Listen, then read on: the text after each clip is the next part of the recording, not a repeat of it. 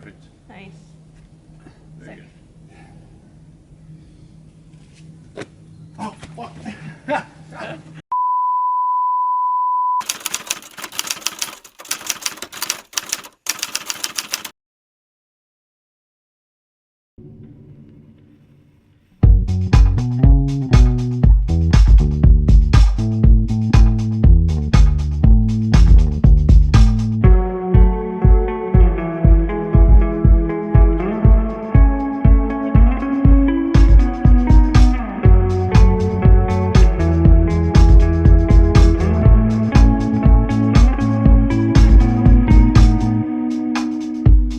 My name is Enrique Tovar. I use he, him pronouns, and I'm a second-generation Peruvian American. When climbing introduced itself into my life, that's when I felt most included. Because of my identity, I am definitely the hype man of the crew. I'm always trying to, make people laugh, have a good time. I'm just being silly or weird or whatever. And as a culture, Peruvians are very celebratory of one another. They love to laugh, we love to dance, we love to sing. And that energy, transfers so well into climbing, and it plays a big part of, how I approach climbing and the people I surround myself with. So I am one of 3 organizers for Cruxing In Color. We've been at it since September of 2020, and it just started out as simple, monthly gym meetups to get more people of color in together, sharing one space, connecting with one another. And now it's turned into, gym scholarships, sponsorships, gear giveaways, gear donations, and it's just become this whole thing, and it's been so tremendous, so rewarding, and I've met a lot of great people because of it, and it's helped me realize, how much more work we have to do. Growing up, I was definitely disconnected with my identity. I grew up in a white family, in a white community, at a white school. And then when I got to college and discovered climbing, the culture, I just absorbed it. I was so entranced, so psyched on it. I was obsessed with climbing to the point where it has had an incredibly large impact on my life now. I'm a full-time route setter. I work with Cruxing In Color to create climbing gym meetups and get more people access to climbing, on top of just trying to climb as much as I can in my own time. And it's just helped me redefine myself and then just kind of come to terms with, who I really am and, where my culture and background comes from.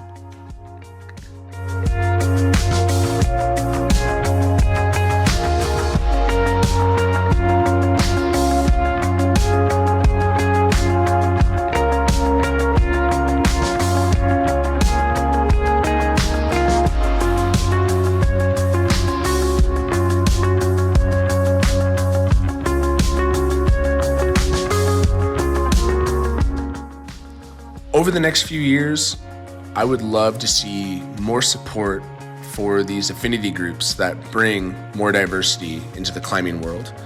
I can't speak for every organization, but the one that I'm a part of, Cruxing In Color, we're all strictly volunteer. We're doing this stuff for free, and it's because we love what we're doing. We love the outcome. It's incredibly rewarding, but at the same time, burnout is real. And sometimes we need to just take a break because we're also working full-time jobs and balancing personal and social lives on top of that. And so it'd be great, if there was some kind of overarching organization or something like that that really helps supports these groups to kind of help press that mission forward.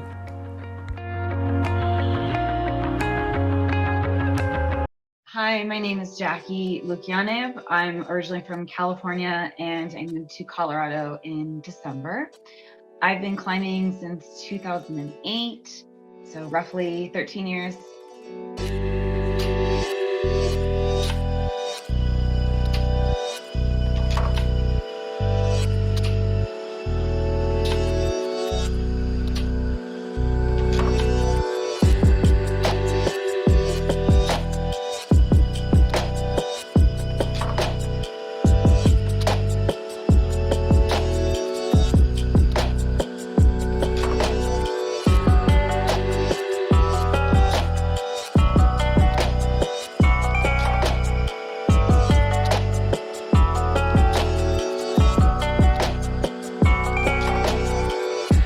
I've always found solace in climbing in of itself, just the act of physically moving and doing something, solving the problem, figuring things out, proving to myself that I can do things, as opposed to like, oh, well, I'm a petite female. And so, being small, it definitely has its detriments in climbing, but also does have some benefits to it as well. I think I clung to climbing a lot more because of the living situation that I was in and how unideal it was. And it was a way to get out of the house. It was a way to explore new areas. It was a way to make new friends and build those bonds with other individuals or like-minded people. And I found that I didn't care so much about pushing grades, per se. It was more just hanging out with my friends and having a good time and being out in nature. I have noticed more so in Colorado, I guess, than in California. A lot of my friends in California, I don't know if it's because that's just who I hung out with or whatever, but I felt like that group was fairly diverse. But I find it more so here that I'll be the only female or the only person of color hanging out in the group because the rest of them are either white males or just white individuals.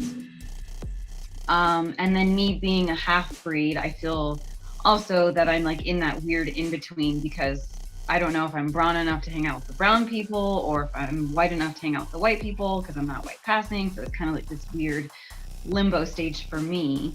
But I have noticed that there is a lot of individuals trying to make more of that diversity. And yeah, I have seen that it's kind of a joke. And it's like, oh, well, it doesn't matter what your skin color looks like. But then at the same time, you look at the people who are representing climbing community as a whole, and they're not usually brown. Us as people of color don't necessarily have that representation in the professional realm. And so it kind of just leaves a bad taste in a lot of people's mouths. And then too, there's all of the gatekeeping. So that's kind of like a way of gatekeeping. It's just like, oh, well, you're underrepresented, so it doesn't matter.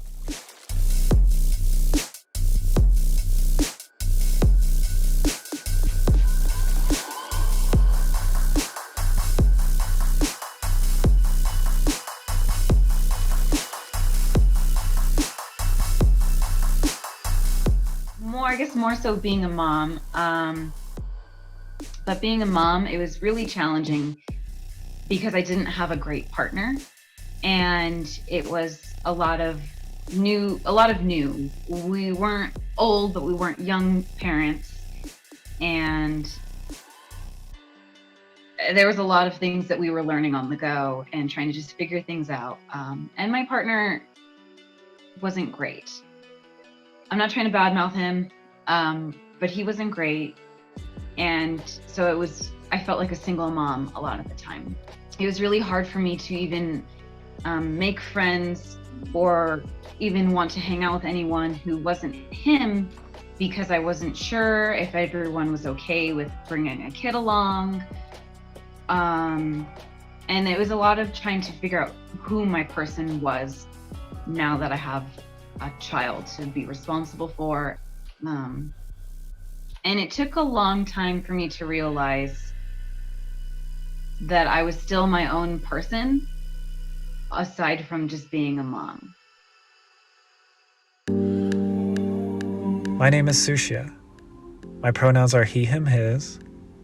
I'm an electrical engineer at NASA's Jet Propulsion Laboratory. I'm a hip-hop dancer, a spoken word poet, and a rock climber. And what is even more core to my identity is that I'm Persian, queer, and I've lived in poverty and homelessness and food insecurity until I was about 23. I remember we could never afford lunch at school and how hard it was to stay awake or, I don't know, to be funny or to just be a normal Colorado person.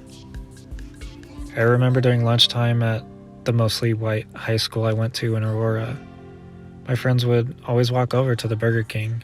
Even though I qualified for free and reduced meals at the cafeteria, I would still go with them every day because at some point you become so desperate for even a semblance of a community that you'd rather actually starve near others than face the fact that your poverty is keeping you from having friends too. But what's really hard about that, both at the time and ever since in Colorado, is that it's like no matter what I go through just to feel like I have friends, it feels impossible to ever actually connect with anyone because I just feel too different here. I remember we were staying at the shelter on Marine Street in Boulder when I got my admissions letter from CU. I didn't open it for 3 weeks because I was really scared. I was scared that if it told me that I was rejected, it would mean that I'd be trapped in that life forever. I was scared that if it said that I did get accepted, it would mean that I could have had a different life had we been able to afford any of the tuition. When I finally opened it, it said that I was accepted. But I ended up working in construction as a laborer for a while after that. You can see the mountains from every homeless shelter in Colorado. But I don't remember ever thinking about them. It's kind of impossible to when you don't have a home and you're always hungry. Kinda, the smaller you make your world, the easier it is to survive it. I spent that whole time just desperately longing and searching for any sense of connection or community in Colorado. And I never really found it, so I kind of did what most brown people in white America do, and that is to change yourself a little bit. I remember I quit climbing once because I was just so tired of feeling so unnatural at a crag. Unnatural in the sense that it felt like it was not natural for someone like me to be at these climbing spots. Even though I was good at it, even though I was finishing these routes, it still felt really uncomfortable. I think that a lot of BIPOC climbers would relate to me when I say that I have this unshakable feeling that I need to constantly be proving myself to the climbing community in order to feel valid within it. And this feeling that there's something impossible that I'm expected to prove is a feeling that I feel even outside of climbing. It's something I feel in every institution that has a long-standing white presence and domination. It's something that I feel in Boulder, and it's something I feel in Colorado and throughout America, that because I'm brown, because I was born in the lower class, that there's something about me that doesn't deserve to be accepted. And it wasn't until I discovered Cruxing In Color, which for me was about 8 years after I started climbing, did I actually for the first time fall in love with rock climbing. And I remember walking into that bouldering gym and just seeing an entire wall of POC climbers.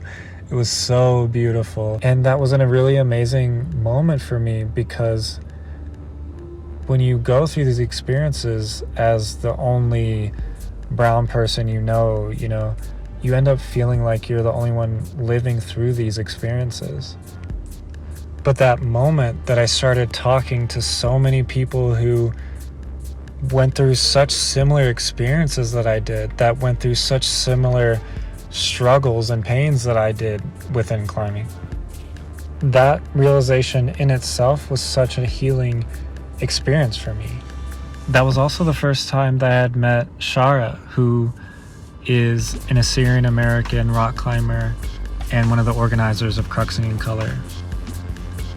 And I remember her just being so excited and grateful to have finally run into another Middle Eastern rock climber, but it had such a profound impact on me because, a lot of people think of Iran as if it's this desert with clay houses and camels or whatever, but actually Tehran, our capital, looks very similar to Boulder. My people have a long and strong relationship with the mountains across so many generations, and I had never before made that connection of that past to who I am now. I had never realized that I am a continuation of that story as a rock climber. And how beautiful and important is it that I came across this profound realization about my own identity by just talking to one other person that's like me.